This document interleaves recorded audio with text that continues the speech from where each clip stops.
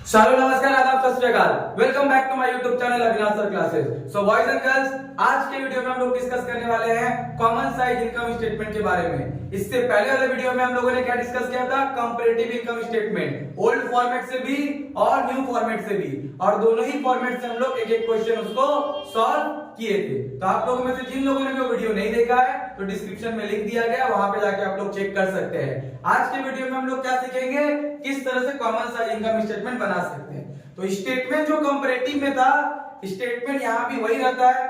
Comparative और common में अंतर क्या हो गया?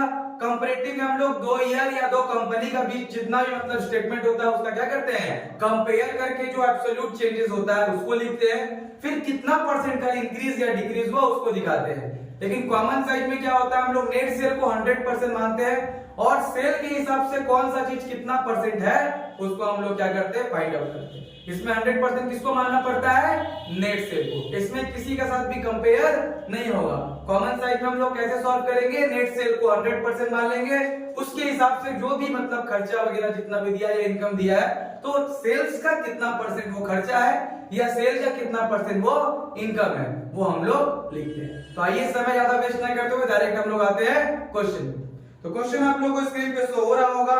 जो क्वेश्चन हम करवा रहे हैं 2016 जनरल में आया हुआ क्वेश्चन है। तो बोला गया with the help of the following information for the year 2014 and 2015 prepare a common size income statement. तो 2014 और 2015 का इंफॉर्मेशन दिया है, उसकी सहायता से हमको क्या बनाना है? कॉमन साइज इनकम स्टेटमेंट बनाना है। क्या लिखा हुआ है देखिए, कई बार नया फॉर्मेट के हिसाब से हम लोग को दिया हुआ है। सेल्स है, सेल्स के बाद कमीशन रिसीव और डिस्काउंट रिसीव दोनों ही मेरे लिए क्या है? इनकम है। उसके बाद एक्सपेंस दिया हुआ है जिसमें कॉस्ट ऑफ मटेरियल कंज्यूम है, ऑपरेटिंग एक्सपेंस है, फाइनेंस कॉस्ट है, और उसके बाद क्या दिया हुआ है? प्रॉफिट दिया हुआ है। उसके बाद क्या निकाल के दिया हुआ है? प्रॉफिट निकाल करके दिया हुआ है। तो हम लोग क्या प्रिपेयर करना है? Common size income statement. तो देखिए किस तरह से हम लोग सॉल्व कर सकते हैं। तो एग्जाम कितना में आया है? 2016 का जनरल। हम लोग यहाँ लिख देंगे कॉमन साइज इनकम स्टेटमेंट।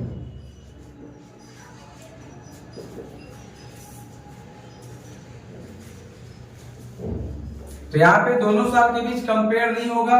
2014 का हम लोग अलग दिखाएंगे, 2015 का हम लोग क्या दिखाएंगे? परसेंटेज अलग। कंपेयर किसमें करते हैं? जब कंपैरेटिव बोलेगा तो।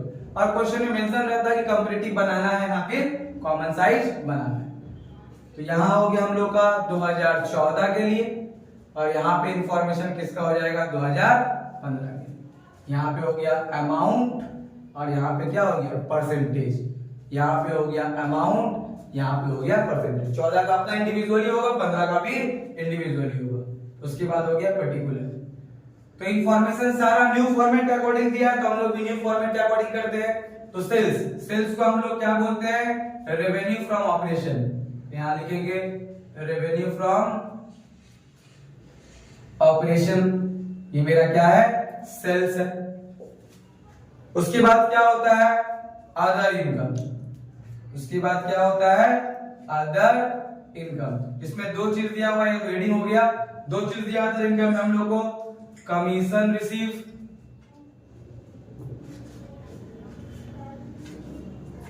और डिस्काउंट रिसीव। तो ये जोड़ के जो आएगा उसको क्या बोलेंगे हम लोग? Total income. ये जोड़ के जो आएगा वो हम लोग को क्या मिलेगा?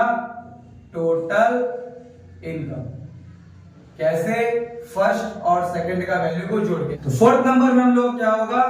एक्सपेंसेस। फोर्थ नंबर में हम लोग हेडिंग देंगे एक्सपेंसेस। एक्सपेंसेस यहाँ पे दिया हुआ है, सबसे पहला दिया हुआ है कॉस्ट ऑफ मटेरियल कंज्यूम, उसको लिखेंगे। उसके बाद और एक एक्सपेंस दिया है जो है ऑपरेटिंग एक्सपेंसेस।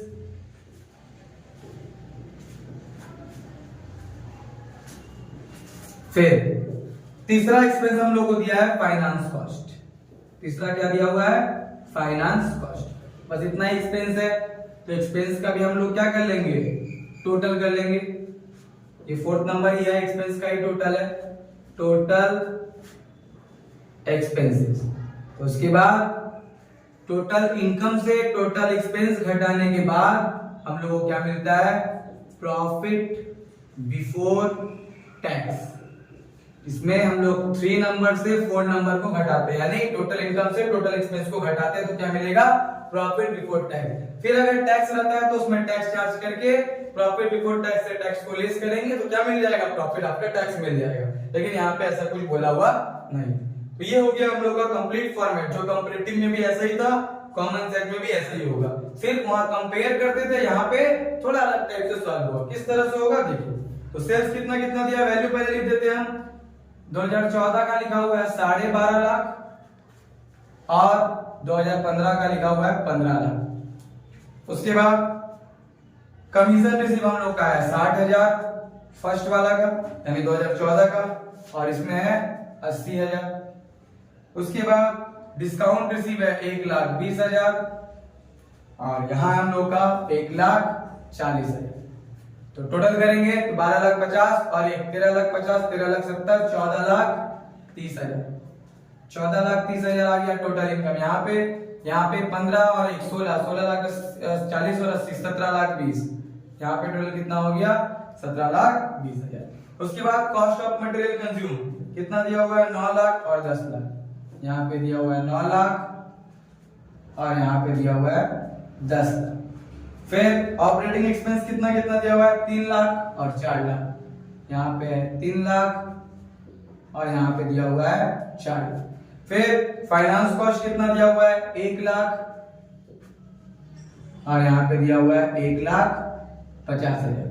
तो इसको अगर टोटल करें 9 और 1 10, 10 और 3 13 लाख रुपया हो रहा है। और इसका अगर टोटल किया जाए 10 और 4 14, 15,50,000 रुपया हो रहा है। तो प्रॉफिट बिफोर टैक्स मतलब इनकम से एक्सपेंस घटेगा। तो 14 लाख 30 से 13 लाख घटेगा तो हो जाएगा हम लोग का 1,30,000 और 17,20,000 से 15,50,000 घटेगा तो हम लोग का हो जाएगा 1,70,000। तो अब कंपैरेटिव में रहता तो हम लोग कंपेयर करते दोनों साल का। कॉमन साइज है तो हम लोग को सेल को 100% मान लेंगे। 14 वाला सेल जो है उसके लिए 100%, 15 वाला सेल जो है उसके लिए 100%। उसी का बेस पे हम लोग क्या निकालेंगे? परसेंटेज निकालेंगे। सेल्स को 100% माना जा रहा है। यहाँ पे अगर सेल्स से सेल्स रिटर्न भी दिया रहता तो सेल्स से सेल्स रिटर्न माइनस करके जो आता है जिसको हम लोग नेट सेल बोलते हैं उसको 100% मानते हैं। यहाँ पे सेल्स रिटर्न कुछ नहीं है, यानी यही मेरे लिए क्या है? नेट सेल है, इसलिए इसको हम लोग क्या मान लिए? 100। यहाँ भी क्या हो गया? 100। अब इंडिविजुअली हम लोग 14 का और 15 का क्या करेंगे? सॉल्व करेंगे। तो देखिए सेल तो हो गया 100। अब यहाँ पे कितना है? 60,000। किस तरह से काम होगा? जो भी अमाउंट है सबका डिवाइड में कितना जाएगा? 2014 का केस में सेल का अमाउंट कितना है? 12,50,000। तो पहले 60,000 फिर डिवाइड बाई 12,50,000 गुने 100 तो आ गया 4.8%। कितना आ गया? 4.8। फिर उसी तरह यहाँ डिस्काउंट रिसीव कितना? 1,20,000 डिवाइड बाई 12,50,000 इंटू 100 तो आ गया 9.6%। फिर 14,30,000 डिवाइड बाई 12,50,000 इंटू 100 तो हो जाएगा 114.4%। फिर यहाँ पे 9 लाख डिवाइड बाई 12,50,000 इंटू 100 कितना हो जाएगा? 72%। फिर 3 लाख डिवाइड बाई वही सेल का अमाउंट 12,50,000 इंटू 100 तो कितना हो गया हम लोग का? यहाँ पे 2.4%। 2.4%। अच्छा उसके बाद 24%। उसके बाद क्या हो गया? 1 लाख डिवाइड बाई 12,50,000 इंटू 100 यहाँ पे कितना हो गया? 8%। फिर है 13 लाख डिवाइड बाई 12,50,000 इंटू 100 तो कितना हो गया? 104%। इसके बाद हम लोग का प्रॉफिट कितना है? 1,30,000। 1,30,000 डिवाइड बाई 12,50,000 गुने 100 कितना हो जाएगा? 10.4%। अब यहाँ पे ये तो 2014 वाला इंडिविजुअली हो गया। 15 का 15 वाला जितना भी होगा सबका डिवाइड में क्या जाएगा? 15 वाला से यानी 15 लाख कितना है? 80,000 डिवाइड बाई 15 लाख गुने 100 कितना हो गया? 5.33। कितना परसेंट हो गया? 5.33। फिर यहाँ पे 1,40,000 डिवाइड बाई 15 लाख गुने 100 यहाँ पे हो गया 9.33%, 9.33%। उसके बाद 17,20,000 डिवाइड बाई 15 लाख गुने 100 कितना हो गया 114.66, तो 67 भी ले सकते हैं हम लोग।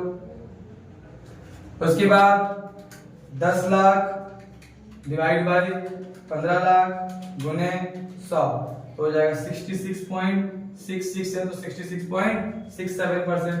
फिर है 4 लाख डिवाइड बाई 15 लाख गुने 100 तो हो जाएगा 26.66 है, तो 67%। उसके बाद 1,50,000 डिवाइड बाई 15 लाख गुने 100 इसका हो जाएगा 10%। उसके बाद 15,50,000 डिवाइड बाई 15 लाख गुने 100 इसमें हो जाएगा 103.33%। और लास्ट में 1,70,000 divide by 15 lakh, 1,70,000 divide by 15 lakh गुने 100 तो हो जाएगा हम लोग का यहाँ पे कितना आ गया 11.33%। तो इस तरह से हम लोग कॉमन साइज इनकम स्टेटमेंट को बना सकते हैं। आई होप सबको ये क्वेश्चन समझ में आया होगा। तो वीडियो अगर पसंद आता है तो वीडियो को लाइक कीजिए और अपने दोस्तों के साथ शेयर कीजिए, और हमारे चैनल में नए हैं तो चैनल को सब्सक्राइब कीजिए। Thank you.